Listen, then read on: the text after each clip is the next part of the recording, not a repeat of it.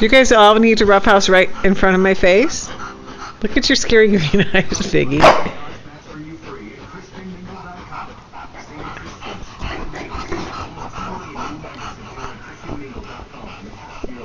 What's the matter, Stella? Are they not playing with you? Stella?